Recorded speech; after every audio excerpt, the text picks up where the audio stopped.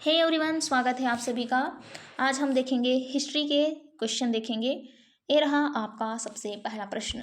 सबसे प्राचीन अभिलेख हमें कहाँ से प्राप्त होते हैं? ऑप्शन पहला है ऑप्शन ए पूर्व एशिया, ऑप्शन बी मध्य एशिया बोगज कोई से, ऑप्शन सी इनमें से दोनों, ऑप्शन डी है इनमें से कोई नहीं।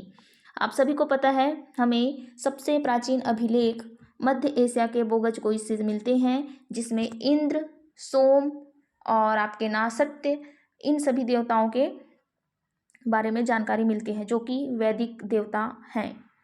क्वेश्चन नंबर दूसरा देखो, भारत में किसके सबसे प्राचीन अभिलेख मिलते हैं? हमारे भारत में कौन सा राजा है जिसके अभिलेख हमें मिलते हैं जो कि सबसे प्राचीन है?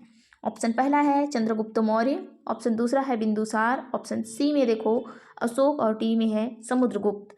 बताओ आप लोग किसके अभिलेख सबसे प्राचीन है और हमें वो जानकारी मिलती है? ऑप्शन सी है अशोक लगाएंगे आप लोग। अशोक के अभिलेख सबसे प्राचीन अभिलेख हैं और वो हमें अपने भारत में मिलते हैं। ठीक है, देखते हैं अगले प्रश्न की ओर।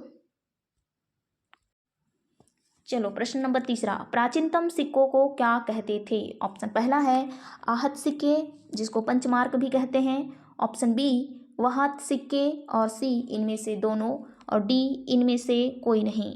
तो प्राचीनतम जो सिक्के होते हैं उसको आहत सिक्के कहते हैं या पंचमार्क सिक्के कहते हैं, जो सिक्कों पर ठप्पा लगाकर बनाया जाता था। ठीक है, इसलिए हमारे भारत में उसको आहत सिक्के कहते हैं या पंचमार्क सिक्के कहते हैं। ऑप्शन आपका ए करेक्ट हो जाएगा। चलो क्वेश्चन नंबर चौथा देखते हैं, अभिलेखों के अध्ययन को क्या कहते हैं? मैंने कम्युनिटी पोस्ट में ये डाला हुआ क्वेश्चन है, आप लोग पढ़ लिए होंगे। ठीक है, क्या कहते हैं? इसमें एपीग्राफी होता है। ठीक है, इसमें ग्राफी कर लेंगे आप लोग, ये टाइपिंग मिस्टेक हो गई है, एपीग्राफी। ठीक है, एपी ऐसा भी लिख सकते हो, एपीग्राफी। ठीक है, एपीग्राफी करेक्ट हो जाएगा। देखते हैं अगला सवाल। देखो प्रश्न नंबर 5वां देखना है, केवल अभिलेखों के आधार पर ही अशोक का इतिहास लिखने का सर्वप्रथम प्रयास किसने किया? Option A DR. Ambedkar, option दूसरा है डी.आर. भंडारकर, ऑप्शन तीसरा है सी.पी. चौधरी, और लास्ट ऑप्शन है इनमें से कोई नहीं। जल्दी से बताओ किसने प्रयास किया था? अशोक के जितने भी अभिलेख मिले हैं, ठीक है, अभिलेख को देखकर ही, पढ़कर ही एक विद्वान है, उसने अशोक का इतिहास लिखने का सर्वप्रथम प्रयास किया। कौन था? ऑप्शन बी लगाएंगे आप लोग, डी.आर. भंडारकर। ठीक है, मिलते हैं अगले सवाल पे। सवाल नंबर 6वां, अशोक के अभिलेख कितने लिपियों में मिलते हैं? Option A 1, option B 2, option C 3, option D है 4। तो अशोक के जो अभिलेख हैं कितने लिपियों में मिलते हैं, प्रश्न है। ऑप्शन आप लोग डी लगाएंगे, ऑप्शन डी 4 अभिलेख। चलो क्वेश्चन नंबर 7वां देखो, मास्की, गुर्जरा, नेटूर, उद्देगोलम अभिलेख में किसके नाम का स्पष्ट उल्लेख मिलता है? ये सब अभिलेख हैं, चारों अभिलेख हैं, इन चारों जगहों से मिले भी हैं।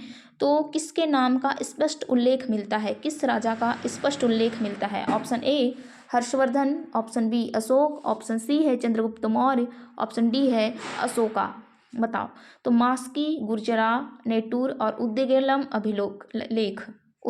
अभिलेख, तो किस राजा के नाम का स्पष्ट उल्लेख मिलता है? आप लोग लगाएंगे ऑप्शन बी अशोक। ठीक है, अशोक के नाम का अशोक नाम स्पष्ट रूप से मिलता है, और अन्य अभिलेखों में उसको देवनाम प्रियदसी या देवनाम प्रियदसी मिलता है। देवनाम प्रियदसी का मतलब होता है देवों का प्रिय, है ना। अगले प्रश्न देखते हैं। ये रहा प्रश्न संख्या आपका 8वां, उत्तर भारत में मंदिर किस शैली में बनाए गए हैं या बनाए जाते थे? ऑप्शन ए नागर शैली, ऑप्शन बी बेसर शैली, ऑप्शन सी द्रविड़ शैली, और डी है खजुराहो का कंदारिया महादेव मंदिर। जो उत्तर भारत के मंदिर हैं किस शैली में बनाए गए हैं मंदिर?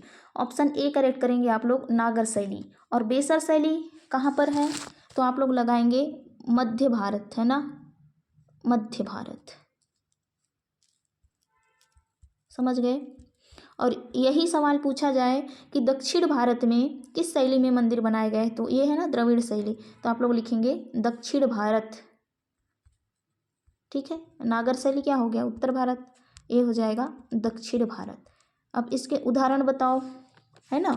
उत्तर भारत में कोई मंदिर है, नागर शैली का एक उदाहरण बताओ। आप लोग डालेंगे खजुराहो का कंदारिया महादेव मंदिर, समझ गए।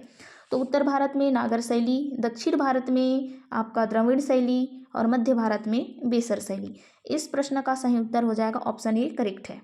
चलो क्वेश्चन नंबर 9 देखो, अशोक के अभिलेख को सर्वप्रथम कब और किसने पढ़ा। Option A James Anderson 1836, option B William जोस 1837, ऑप्शन सी केन विलियमसन 2007 या जेम्स प्रिंसेप 1837। आप लोग अशोक के अभिलेखों को सर्वप्रथम कब और किसने पढ़ा, कब बोला जाए तो 1836 और किसने पढ़ा तो जेम्स प्रिंसेप ने पढ़ा, इसलिए ऑप्शन डी करेक्ट हो जाएगा। ठीक है। और अशोक के अभिलेख किन किन लिपियों में है, कितनी लिपियों में है, 4 है ना। उन 4 लिपियों के नाम बताओ। ऐसा सवाल आएगा तो क्या लिखोगे आप लोग। ठीक है, उनके लिपियों के बारे में मैं जानकारी दे देती हूँ। अशोक के जो अभिलेख हैं, ब्राह्मी है ना, पढ़े हो आप लोग, मैं कल या परसों फिर बताई थी। ब्राह्मी, उसके बाद खरोष्ठी, और क्या कौन सा है, यूनानी है ना, और एक क्या बच गया, अरमाइक। ये सब उसके लिपियां हैं। क्वेश्चन आ सकता है ब्राह्मी लिपि में कितने अभिलेख हैं, खरोष्ठी में कौन सा है, यूनानी कौन सा है, अरमाइक कौन सा लिपि में लिखा गया है, मतलब कहाँ प्राप्त हुआ। ये 4 उसके प्रमुख लिपियां हैं। ठीक है, खरोष्ठी, यूनानी, अरमाइक।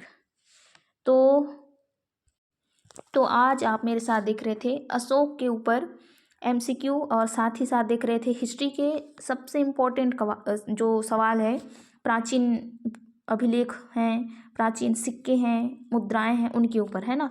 तो अगले वीडियो पे और भी ऐसे आएंगे, तब तक के लिए चैनल पर बने रहे। अच्छा लगता है तो भाई बता दिया करो, अच्छा लग रहा है, अच्छा बना रहे हो, है ना।